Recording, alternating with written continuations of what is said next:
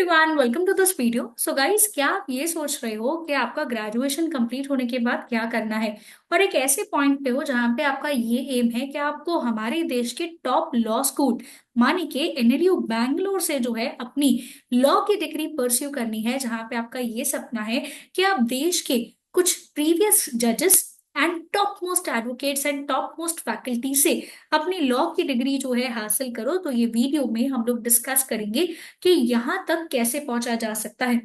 Because ये competitive era है जहां पे हमें देखने को मिलता है कि हर साल नंबर ऑफ स्टूडेंट्स जो है अलग अलग एस्पिरेशंस के साथ प्रोफेशनल फील्ड में उनका एंट्री जो है वो करना चाहते हैं, बट वो हमेशा कंफ्यूज रहते हैं कि कौन सी चीज कैसे करनी है और कौन सी चीज बेस्ट है। तो गाइस, अगर आप ये एम कर रहे हो कि आपको आपका एलएलबी डिग्री जो है वो एनएलयू बैंगलोर से करना है, तो आपको एनएल साथ एग्जाम देनी पड़ती है। But before we start with anything else, देखो एनएलयूज जो है ये नेशनल लॉ यूनिवर्सिटीज है और ये देश के टॉप लॉ स्कूल है। उसमें से एनएलयू बैंगलोर नंबर 1 पोजीशन पे आता है।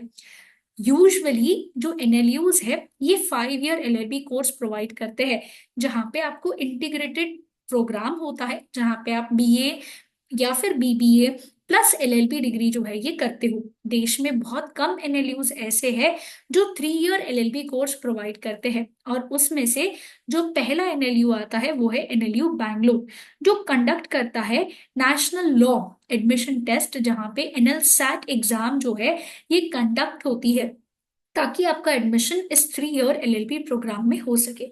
तो चलो समझते हैं कि सबसे पहले इस एग्जाम को कौन अपीयर कर सकता है। तो इस एग्जाम को अपीयर करने के लिए आपका ग्रेजुएशन या तो कंप्लीट होना चाहिए या फिर आप अपने फाइनल ईयर ऑफ ग्रेजुएशन में होने चाहिए। और ये मिनिमम परसेंटेज है, जनरल कैटेगरी से हो तो 45% होना चाहिए, ओबीसी एससी या एसटी कैटेगरी से हो तो मिनिमम 40% होना चाहिए। सीट्स बहुत ज्यादा कम है गाइस। एक तो सारे एनएलयूज ये कोर्स नहीं प्रोवाइड करते हैं, और दूसरा सीट्स रेस्ट्रिक्टेड सीट्स है, सिर्फ और सिर्फ 120 सीट्स अवेलेबल है। अब समझते हैं कि ये पेपर पैटर्न जो है ये क्या होता है। उसके बाद मैं आपसे डिस्कस करूंगी कि एग्जाम कौन से मंथ में एक्सपेक्टेड है, और अब ये जो टाइम पीरियड हमारे पास बाकी है, ये टाइम पीरियड में हम एनएल सैट एग्जाम की कैसे तैयारी कर सकते हैं।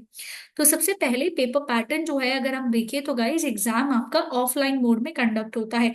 ये पेपर आपका रिटन एडमिशन टेस्ट होगा, जहां पे आपको ऑब्जेक्टिव प्लस सब्जेक्टिव दोनों टाइप ऑफ क्वेश्चंस पूछे जाएंगे। मतलब एमसीक्यू बेस्ड क्वेश्चंस भी होंगे और आपको आंसर्स भी लिखना होगा।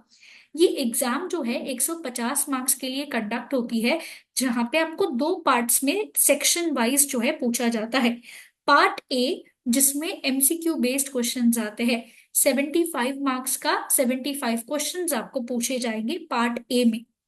पार्ट बी जो आपका सब्जेक्टिव होता है, जिसमें आपको legal aptitude and legal reasoning ये 60 मार्क्स का पूछा जाता है। और उसके अलावा एक फुल लेंथ बड़ा क्वेश्चन जो है पूछा जाएगा 15 मार्क्स का, जहां पे आपको एनालिटिकल एबिलिटी, मतलब कि कोई करंट सिनारियो या फिर सिचुएशन पे आपको आपके ओपिनियंस को एक्सप्रेस करते हुए उसको डिटेल में एनालाइज करते हुए उसका सोल्यूशन जो है बताना हो सकता है।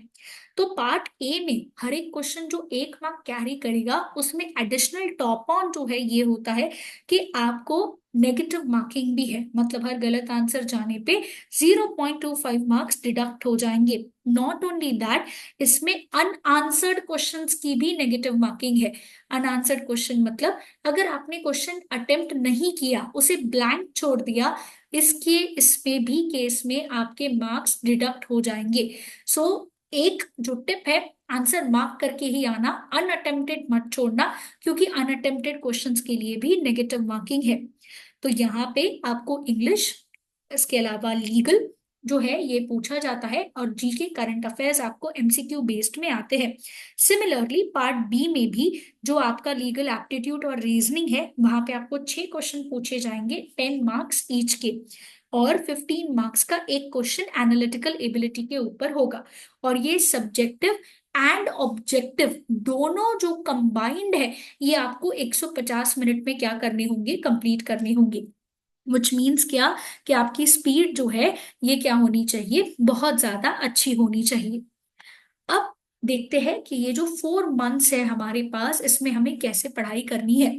4 मंथ्स क्यों पर्टिकुलरली 4 मंथ्स? इसीलिए क्योंकि एग्जाम एक्सपेक्टेड है मार्च 2025 में होने वाली है। अब तक ऑफिशियल नोटिफिकेशन आउट नहीं हुआ है, बट जैसे ही जो नोटिफिकेशन आएगा उसका डिटेल्ड वीडियो आपको हमारे यूट्यूब चैनल पे मिल जाएगा। तो अगर आपने चैनल सब्सक्राइब नहीं किया है तो कर लो, ताकि जो सारी एग्जाम रिलेटेड अपडेट्स है ये अपडेट्स आपको मिलती रहे।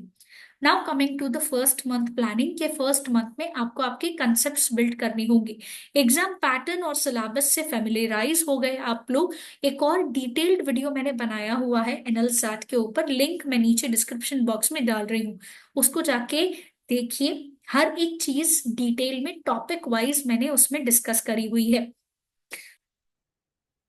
उसके अलावा फर्स्ट मंथ में बहुत इंपॉर्टेंट होता है कि आप अपना क्या करो, रीडिंग स्किल्स जो है बढ़ाना स्टार्ट कर दो। रीडिंग स्किल्स माने क्या, कि आपको न्यूज़पेपर रीडिंग की शुरुआत करनी होगी, ताकि आप इंग्लिश से फेमिलियर हो, करंट अफेयर्स से आपका पढ़ाई जो है होता रहे। और बहुत इंपॉर्टेंट होता है कि पेपर लेंदी आता है, तो यू शुड बी फेमिलियर कि आप लीगल लैंग्वेज, जर्नलिस्टिक लैंग्वेज से फेमिलियर हो, जिससे आप क्या हो सके, कॉम्प्रिहेंशन सेक्शन को कंफर्टेबली सॉल्व कर सको। तो the Hindu, the Indian express, ये कुछ बेस्ट न्यूज़पेपर्स है, इसको फर्स्ट मंथ से ही पढ़ना स्टार्ट कर देना है हमें। उसके बाद जो है हमें ग्रामर और राइटिंग स्किल्स पे फोकस करना होगा। रिमेंबर गाइस, कंपटीशन बहुत ज्यादा होता है, देश के टॉप एनएलयू से पढ़ने का एम जो है यहाँ पे अगर आप रख रहे हैं, तो आपका राइटिंग स्पीड जो है अच्छा होना चाहिए, साथ ही साथ आपका जो बेसिक ग्रामर राइटिंग स्किल्स है ये भी अलग और यूनिक होना चाहिए, क्योंकि पार्ट बी सारे स्टूडेंट्स का चेक नहीं होगा। उसी के लिए डिटेल्ड वीडियो मैंने बनाया हुआ है, क्योंकि इसमें रेशियो होता है 1:5 का। हर एक स्टूडेंट का पार्ट बी चेक नहीं होता है, सिर्फ जो स्टूडेंट्स ने पार्ट ए क्लियर किया है, सिर्फ उन्हीं स्टूडेंट्स का पार्ट बी क्या होता है, चेक होता है। तो यहाँ पे आपको हर रोज जो है स्टार्ट करना होगा शॉर्ट समरीज लिखना। कोई भी करंट अफेयर इवेंट हो रहा है, जैसे एग्जाम्पल ले लो, कभी यूएसए के इलेक्शंस हुए, तो उसमें शॉर्ट समरी आपको लिखना स्टार्ट करना होगा कि इलेक्शंस कैसे कंडक्ट होते हैं, काउंटिंग ऑफ वोट्स कैसे होता है, कौन सी पार्टी जीती, ये सारे बेसिक डिटेल्स जो है आपको पता होना चाहिए। तो इससे आपका क्या होगा, कंसेप्चुअल क्लैरिटी के साथ साथ आपका राइटिंग स्पीड भी बढ़ना स्टार्ट हो जाएगा। और लीगल एप्टीट्यूड के लिए जो बेसिक चैप्टर्स है, जैसे कॉन्स्टिट्यूशन लॉ हो गया, क्रिमिनल लॉ, टॉर्ट्स हो गए, कॉन्ट्रैक्ट लॉ हो गया, ये सब आपको पढ़ना स्टार्ट कर देना है, ताकि आपके कंसेप्ट्स और डेफिनेशंस क्लियर हो। नेक्स्ट मंथ में आपको प्रैक्टिस करना स्टार्ट करना होगा, क्योंकि पेपर एमसीक्यू बेस्ड है। एमसीक्यू में अगर आप नहीं हुए क्लियर, तो आपका पार्ट बी तो चेक ही नहीं होगा। इसीलिए सेक्शन वाइज प्रैक्टिस करना स्टार्ट करना होगा। हर रोज थोड़े थोड़े एमसीक्यू सॉल्व करिए अलग अलग सब्जेक्ट्स के। डेली करंट अफेयर्स और जीके के ऊपर नोट्स बनाओ, और फिर हर हफ्ते उसे क्या करो, रिवाइज करो।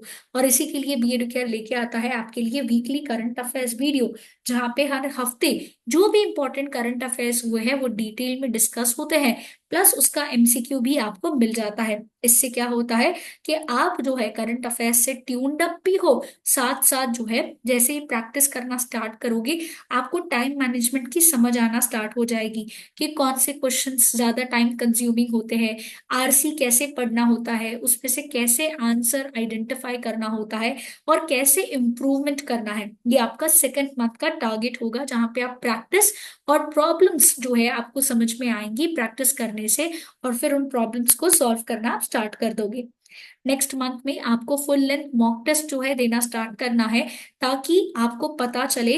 Trust me guys, it is very difficult, theoretical plus objective paper and subjective paper जो है आपका 150 मार्क्स का, 120 मिनट में उसको सॉल्व करना है, 1.5 50 मिनट्स में उसको सॉल्व करना है, डिफिकल्ट होता है। इसीलिए फुल लेंथ मॉक टेस्ट जो है आपको देना होगा, ताकि आपको एक पैटर्न समझ में आए कि आप कहाँ गलत जा रहे हो, कैसे जा रहे हो। और अभी फोकस जो है स्टार्ट करना होगा कि हर हफ्ते जो है, जो रीसेंट करंट अफेयर है, उस पे बड़े बड़े एसेज जो है लिखना स्टार्ट कर रहे हो। सुप्रीम कोर्ट के द्वारा जो लीगल करंट अफेयर्स या डेवलपमेंट या फिर कोई सोशल इशू आया है, उस पे क्या कर रहे हो, फोकस कर रहे हो। और फिर लास्ट मंथ पे जो भी चीज पढ़ा है उसको क्या करना है, रिवाइज करना है। और फिर मॉक टेस्ट देने से फिर क्या होगा, आपके जो आंसर की राइटिंग स्किल्स है ये तो अब ऑलरेडी डेवलप हो चुकी है। अब इसको क्या करना होगा, सिर्फ हमें पॉलिश करना होगा। पॉलिश करने का मतलब है अब हमें हमारी स्किल्स को खाली क्या करना होगा, इम्प्रूव करना होगा।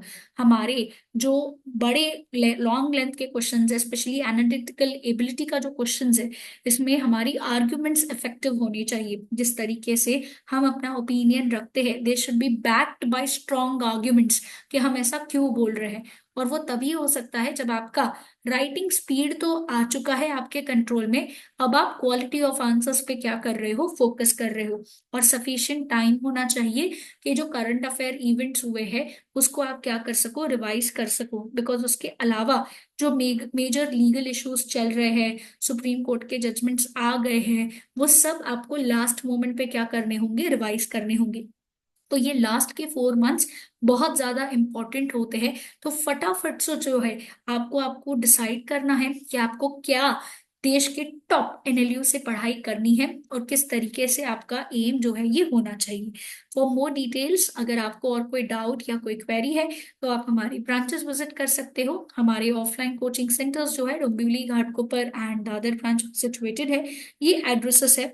इसके अलावा अगर मान के चलो आपको प्रैक्टिस के लिए एमसीक्यू क्वेश्चंस चाहिए या फिर आपको बुक्स रेफर करने के लिए चाहिए, तो वी प्रोवाइड दैट आल्सो। तो stay tuned with B Educare. कोई डाउट आ रहा है तो नीचे कमेंट बॉक्स में उसे मेंशन करिए। बी एडुकेयर एक कोचिंग इंस्टीट्यूट है जो आपको classroom, live class, recorded lecture, books, e books and test pack facilities provide करते हैं।